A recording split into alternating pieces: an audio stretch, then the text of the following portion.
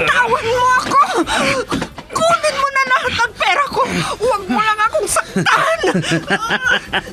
Wala ka nang magagawa. Akin ka.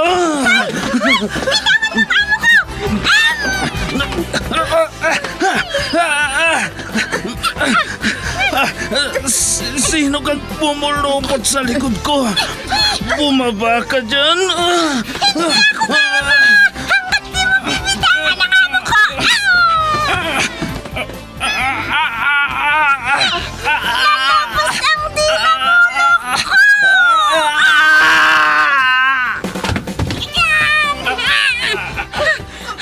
Ayan! Natumba na siya, madam! Salamat, Pepita! Salamat!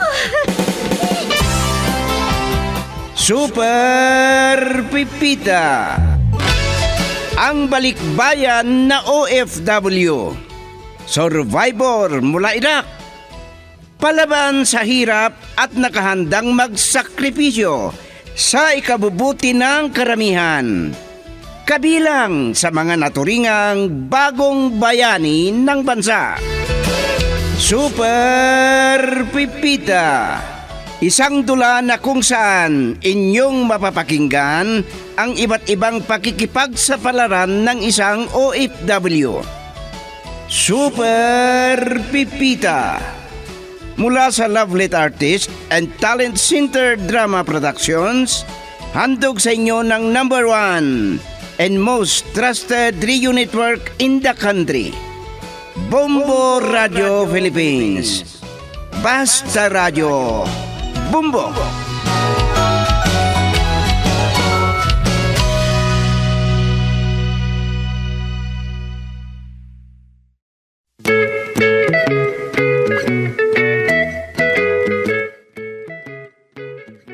Ang nakaraan, dahil sa nagpapagwapo, ay baka may pinupurmahan si Faustino na isang babae. Nagsilos naman si Faustina at nagpalusot ang matandang lalaki na talagang maganda ang kanilang lahi. Dahil sa naabutan niya ang mga empleyadong nag-uusap, pinagalitan niya ang mga ito, pati na rin si Marivic. Kahit pa si Tomas, hindi nakaiwas sa galit ni Faustino, pero itinawa niya lang ito. Nagpaalam si Aguspina kay Pipita na lalabas siya. May nagsumbong kay Faustino na may kausap si Marivic sa kanyang cellphone. Sakto namang papasok si Agustina at kinausap ng kanyang asawa si Marivic. At ngayon, narito ang karugtong ng isang linggong kwento natin na pinamagatang Laban Kung Laban. Dito sa ating dula, Super Pipita.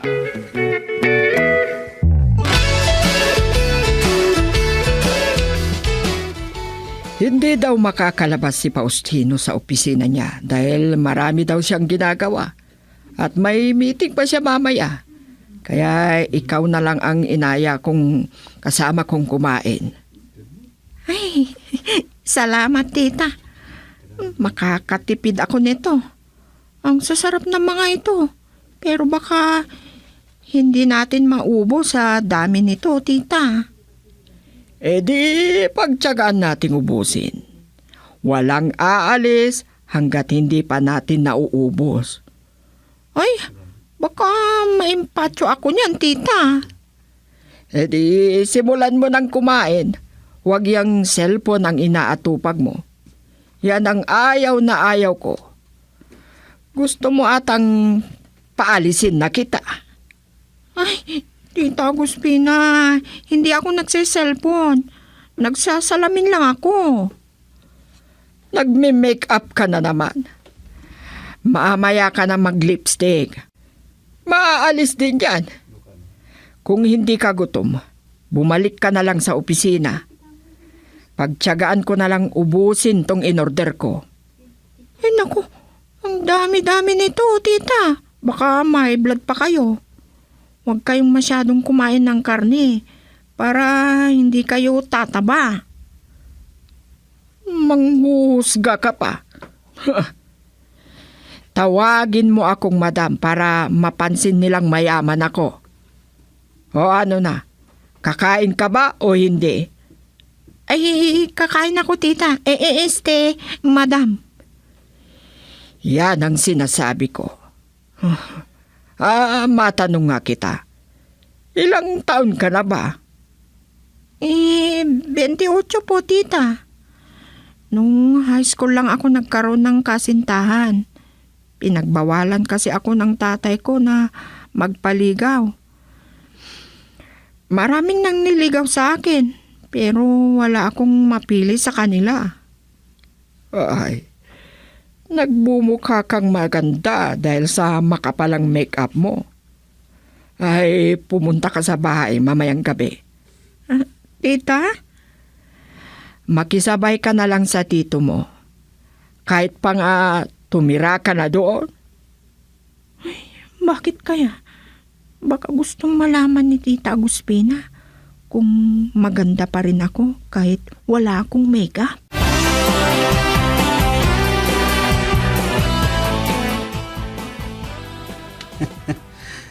Oh, pumayat ata ang mukha mo, Maribik. Parang galing ka sa lamay. Iyan ang ayaw na ayaw ko, Tomas. Walang niya ka talaga. Inaya ako ni Tita Aguspina na kumain sa restaurant. Hindi daw kasi makalabas si Tito Faustino sa opisina niya dahil marami pa daw siyang gagawin. Kaya naman pala, para kang busog na busog. Pero sinasabi mong pumayat ang mukha ko. Kunti lang ang kinain ko dahil ayokong masirang picture ko. Buti na lang at hindi naghinala sa'yo si Madam Aguspina. At isa ka sa mga sinwerteng empleyada na inaya niyang kumain. Uy, baka may makarinig sa'yo. Delikado ako kapag may nakarinig at isumbong pa ako kay Sir Faustino.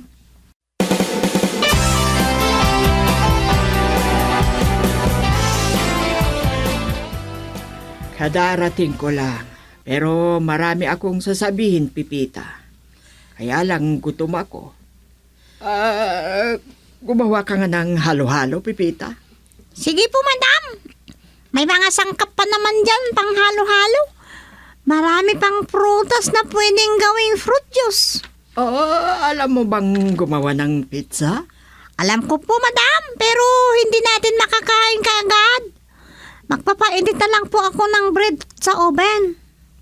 Di bale, marami namang palaman dyan. Ayoko ng itlog na palaman, ha?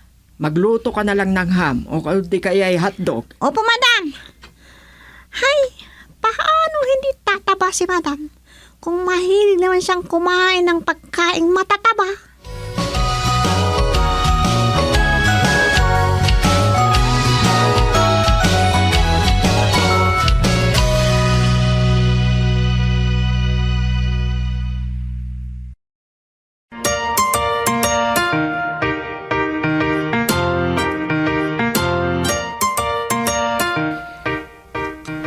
Kanina ka pa pala dumating, Maribig. Bakit hindi ka pumunta kagad dito sa akin at mag-report? Tito, sir, ano ang ire-report ko sa inyo? Di kung anong napag-usapan nyo habang kumakain kayo. Alam kong binusog ka niya para makakuha siya ng impormasyon sa kung anong nangyari dito sa opisina. Hindi siya nagtanong, tungkol sa inyo. Kung may nagugustuhan daw kayo sa mga empleyada. Kung sakaling mang tanungin niya kung tungkol dyan, sasabihin kung may kasintahan ang mga empleyada.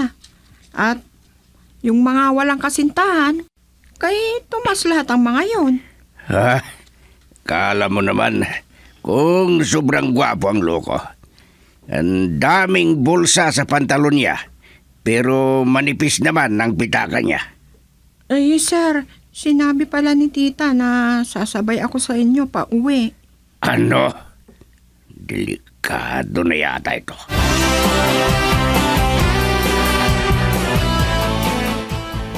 Sayang, boss. Ayain sana kita pero kasama naman natin si Maribik. Saan mo naman aayain si Tito? Tito, pwede ko naman na siguro kayong tawaging Tito kasi nandito na tayo sa kotse. Ah, tinawag mo na nga akong tito eh. Mas maganda kasing tawagin ko kayong tito, boss. Ah, sana tayo pupunta, Tomas? Maririnig ni Marivic, boss. Baka magselos. Ano? Ang kapal naman ang mukha mo. At bakit naman ako magsiselos? Kala mo naman gwapo ka. Di ka na mabiro. Masyado kang high blood. Wala akong pagdadalhan kay sir. Nakisakay lang ako eh. Mabuti naman at mayroon kang pinagmaneho ko. Nininervyos kasi ako pag iba ang nagmaneho. Lalo pa at nagbanggaan mga sasakyan namin kapag traffic. Pero paano makauwi? Ihahatid ko muna kayo, boss. Pagkatapos, ay ako naman ang ihahatid ninyo. Ikaw talaga, Tomas. Ang dami mong kalukuhan. Ikaw naman kasi, ang seryoso mo. Kahit ako ang nakahawak ng manibela, ako na ang unang bababa. Kahit doon na lang sa pagitan ng parke at stadium, ako bababa. Dahil masikip ang daan papasok sa amin. Ginawa ba naman nilang garahe yung kalsada? Ito na po yung pinakuha ninyong pulutan, sir. Maraming salamat, Pipita. Magpapalipas lang muna ako ng oras dito sa veranda habang umiinom ng alak. Pampasarap ng kain mamaya. Iwan ko na po kayo, sir. Nagluluto pa kasi ako ng hapunan natin. Tawagin nyo na lang po ako kung may kailangan pa kayo. Okay na ito. Hindi na ako makakain kapag nabusog ako ng pulutan. Ay tawagin mo nga si Marivic na inaanak ko para tulungan kang magluto. May mga pakinabang naman sa kanya. Kaya ko na po yun, sir. Nakakahiya naman po sa inyo. Bisita natin siya. Pagod din siya sa panigurado sa trabaho niya sa opisina. Ikaw bakit ikaw hindi ka pa pagod? Nakapagpapahinga naman po ako, sir. At kahit pagod po ako, trabaho kong pagluluto.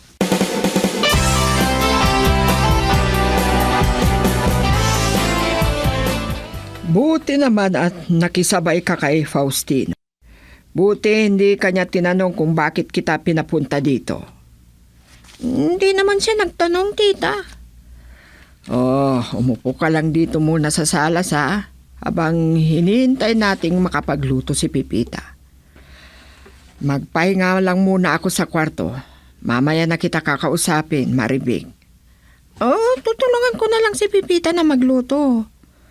Para naman akong timang na nag-iisa lamang dito sa sala. Di manood ka ng palabas sa TV. O di kaya mag-cellphone ka. Ano kayang sasabihin ni Tita Agustina sa akin? Kung tatanungin ako patungkol kay Tito Faustino, wala naman akong masasabi dahil hindi ko nakikita ang bawat galaw niya. Umupo ka na lang sana sa salas, Maribet.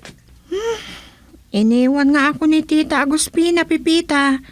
Tulungan na lang kitang magluto. Ay, nasaan si Tito Faustino pala? Umiinom ng alak sa beranda. Hinatiran ko nga ng pulutan. Kausapin mo? Magluluto na kasi ako eh. Mapapasubo lang ako sa inom. Kapag pa naman nakainom ako baka kung ano pa ang masabi ko kay tita mamaya. Ang masama, kahit kamag-anak ako ni Tito Faustino, baka pagsilosan pa ako ni tita.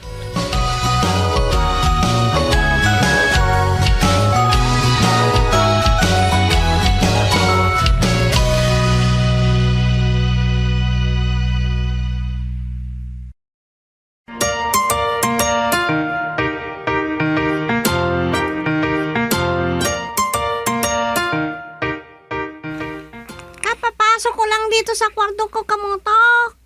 Iniwan ko si na Madam Agustina at Mama Rebecca na kamag-anak nila. Nag-uusap sila doon sa salas. Diyan din ba umuwi si Marivic, Pipita? Hindi. Kasama ni Sir Faustino na umuwi dito sa bahay. Namasyal lang siguro dito o kaya may mahalagang sasabihin kay Madam Agustina. Muntik nang magkapangalan ang mga amo mo. Buti at hindi ka nalilito sa pangalan nila. Agospino, imbis Agospina. Faustina, imbis Faustino. Ha? Mabuti kung mabait ang mga amo mo.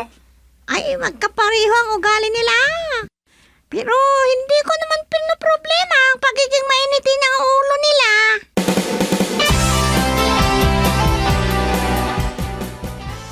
Kung tatanungin ninyo kung may natitipuhan si Tito Faustino sa opisina, please lang, ayokong madamay. Wala akong masasabi sa inyo, tita. Eh di wala kung wala. Hindi kita pinipilit. Mabuti kung walang ginagawang kalokohan si Faustino. Pero pag nalaman ko lang, lagot siya sa akin. Tita, Pero nagtataka ako. Maganda ka naman. Pero sabi mo wala ka pang kasintahan. Baka hindi mo na napapansin na tumatanda ka na pero wala ka pang asawa. makakapaghintay yan, tita. Ayokong makipagrelasyon sa kung sinong lalaki. Baka magsisi lang ako sa bandang huli. Mahirap na kung araw-araw na lang ay puro pasa ang buo kong katawan. Ay noong bagong kasal pa lang kami ng tito mo, hindi ka naman kagandahan. Anong sikreto mo, Marivic?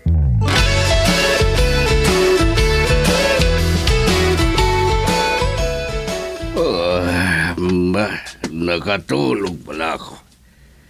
Napagkamalan ko pa si Agustina tong unan na yakap ko. Nagtataka ako kung bakit parang pumayat at lumambot. Bakit ba hindi na siya pumasok dito sa kwarto? Ano bang pinag-uusapan nila ni Marivic? Baka magalit pa sa akin kung pupuntahan ko sila sa sala. At baka sabihin pa niyang may itinatago ako. Di bale, makakausap ko rin si Marivic bukas. Itutuloy ko na sanang pag-inom. Pero naiwan ko pala sa biranda ang iniinom kong alak. Si Tomas naman nito. Hello! Boss. Sinusubukan ko lang na tawagan kayo. Gising pa pala kayo. Punta kayo dito. Magating gabi na. Nakakadisturbo ka ng tulog. Sus, mas masarap ang tulog mo, boss, kung nandito ka. Tsaka hindi na yata kayo nagtatabi ni Madam Agustina. Pwede bang hindi kami magtatabi, mag-asawa kami? Hayaan ko ba? Malakas pa ito, akala mo? Yan ang lalaki. Huwag niyong hayaang maging takusa kayo at tsaka Washington. Loko. Alam ko yung takusa. Hindi ako takot sa asawa ko. Ano yung Washington?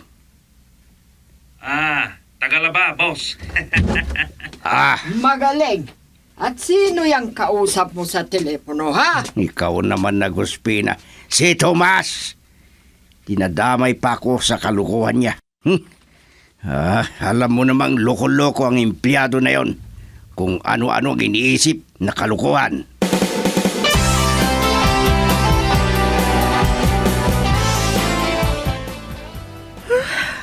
Kala ko umaga na.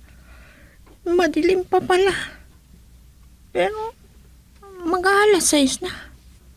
Ay, mabangon na ako. Makapag-almusal na. Dahil baka nag-aalmusal na sila. Ay, hindi pa nakapagdala ng damit ko. Kailangan kong umuwi. pero gusto kong maligo. Ay, hihiram na lang ako kay Pipita. Magkasing katawan naman kami siguro. Oh, akala ko hindi ka pa gising. Ha, tita? Imbes na ako sanang maggulat, ikaw naman ang nagulat. Hindi pala totoo yung sinasabi nila na maganda ang dalaga kapag bagong gising. Maganda ka lang pala kapag naka-makeup ka. Ay, bumabata ang itsura ko kapag may makeup ako, tita. Pinagkakamalan pa nga akong 19 eh. Halika na nga dito para sabay na tayong mag-umagahan. Pupuntahan na lang kita sa opisina mamayang hapon. Saan kaya ako dadalhin ni tita? Wala naman kaming kasunduan. Ay, grabe si tita. Mapanghusga.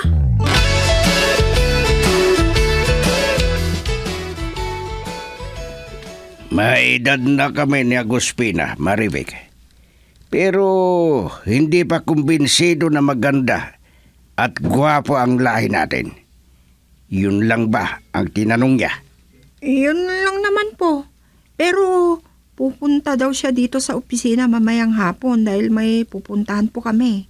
Saan naman? Hindi niya sinabi sa akin dito. Dahil magkasama tayo, hayaan kitang tawagin akong tito. Pero dito lang sa loob ng opisina natin.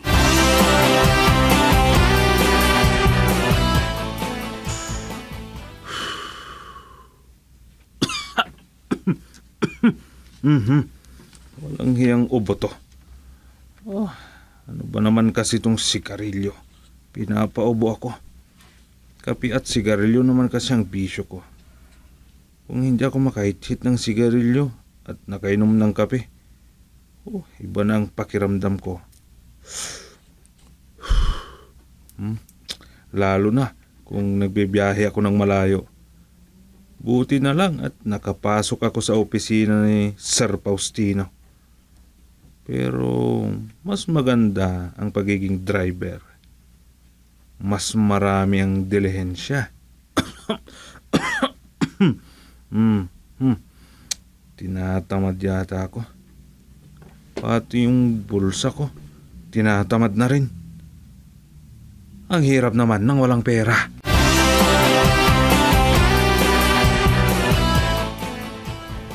Ang bagal niyo atang magmaneho, tita. Mataas pang init ng araw nung umalis tayo sa opisina. Pasado 6:00 na at madilim na pero hindi pa tayo nakakarating sa pupuntahan natin. Ayoko sanang magmaneho pero kinakailangan, lalo na kung traffic. Pero malapit na tayo sa pupuntahan natin. Sa bandang yan tayo papasok. Problema ko ngayon kung saan ko ipaparada. May paradahan dito ng mga sasakyan, tita. Pero kailangan nating maglakad. Ay, buti na lang at aalis na yung isang sasakyan. Pero kinakabahan ako pag iaatras ko itong sasakyan ko. Tita Guspina, gusto niyong magparada sa harap ng punerarya?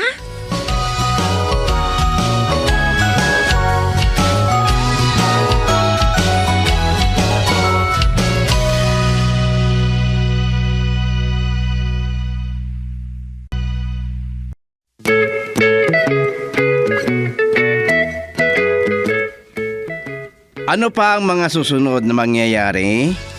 Mga kaibigan, huwag niyong kakaligtang pakinggan ang susunod na bahagi ng ating kwento ngayong linggo na pinamagatang Laban Kung Laban. Dito sa ating dula, Super Pipita. Isinulat ni Delphine Dumayas at sa direksyon, Leti Astudillo Aquino. Inihandog sa inyo ng number 1 and most trusted radio network in the country, Bombo Radio Philippines. Basta Radio Bombo.